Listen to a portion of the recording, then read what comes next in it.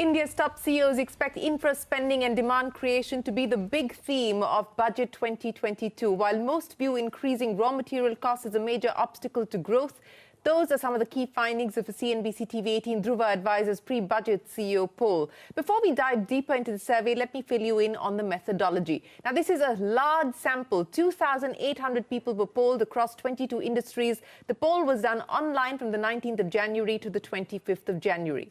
Now, onto the findings of the report. A majority, 54% of CEOs expect growth to hover around the 7 to 8% mark this fiscal. 32% expect growth rate to be above 9%. As I was pointing out, 39% expect demand creation to be the major macroeconomic theme of the budget. 35% expect infra spending to get a major push. That, of course, has been a consistent theme of the previous budgets. Around 51% CEOs are expecting robust demand growth next fiscal, while 39% are expecting a slow pickup in demand. 76% of CEOs flag rising input costs as the key challenge for businesses.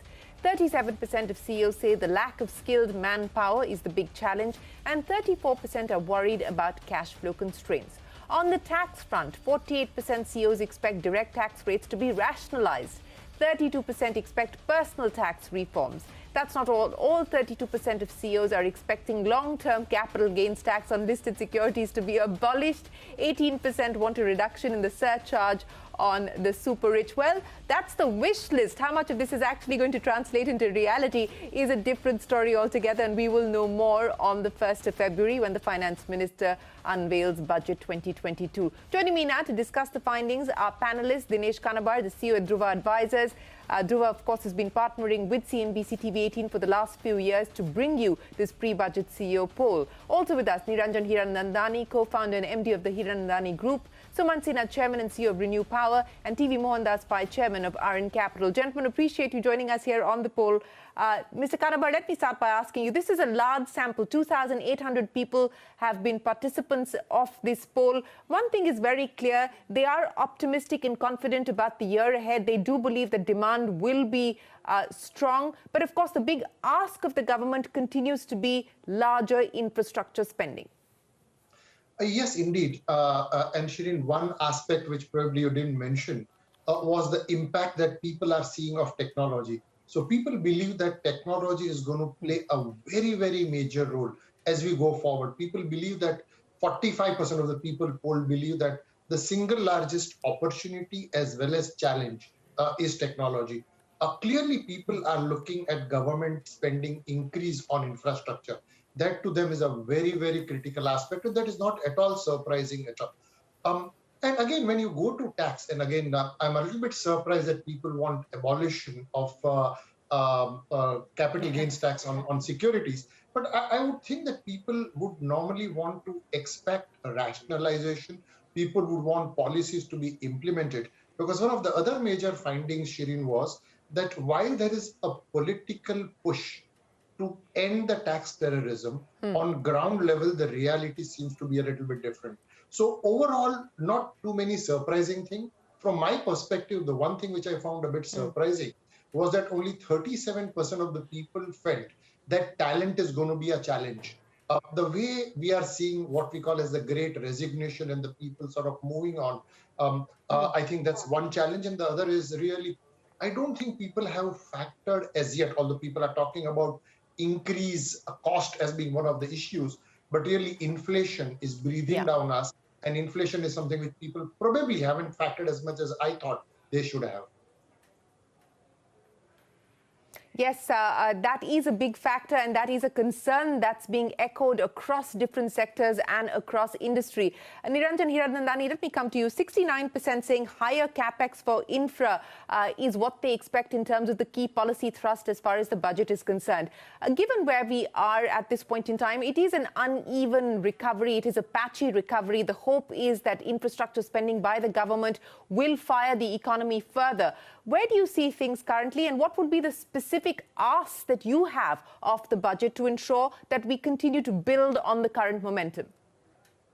Shireen, there is no alternative for India's GDP growth but for the fact that you need infrastructure, housing, education, and health to be a focus point beyond imagination. If you want a double-digit GDP growth, you have to have these sectors which really have to take off in a very big way. Otherwise, you're not going to lift the poorest of the poor from this, and the situation of unemployment which has hit so many sectors, including hospitality, travel, tourism, aviation, media, small business enterprises. If you're not going to thrust into development of great infrastructure in this country, housing in this country, education, health, these formats are essential to push the economy forward. So all this is necessary. And at the same time, we need incentives to be put across through sectors of the economy. Rationalization of the taxes, definitely. You have commercial tax on corporate is 25%. Individual highest rate of tax is 42%. I can't understand this. Don't you expect individuals also to have the initiative to be able to make more money and be able to show more that part of it? I think a lot of rationalization on many factors. Mr. Hiranandani, I don't know if this is going to be the budget that is going to bite the bullet as far as individual taxation is concerned, or looking at bringing down the highest tax slab. But, I want to pick up on one of the issues that you spoke of. And this is something that, one of my colleagues is picking up and reporting on, is the possibility of a salary support, employment support scheme for the unorganized workers, the urban poor, so to speak, in light of the fact that through the courses of the lockdowns, we've seen this exodus of migrant labor. So one aspect is the NREGS allocation, which is, of course, expected to be enhanced in this budget as well. But the other is, what do you do with the unorganized workers in urban cities? We don't know whether that is going to find its way into this budget. We are given to understand that this is a matter that's still under consideration. But do you believe the time has come for a scheme like that? Yes, what you have Narega in the rural areas, I think you need in the urban areas too. We have almost 47% of India now moving into urban areas. And obviously the urban poor, the unemployed people in the urban areas do need the same support that is there in the rural areas, where they have lost jobs in the last 18 months and still not got back their jobs. Many of them as ferrywalas, small business enterprises, people are on the street.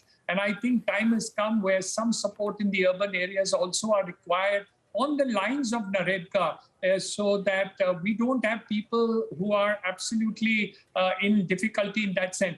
Yes, Shireen, you're right. They may not bring it this year, but I don't see why not. It is about time that this was being considered a long way to be done.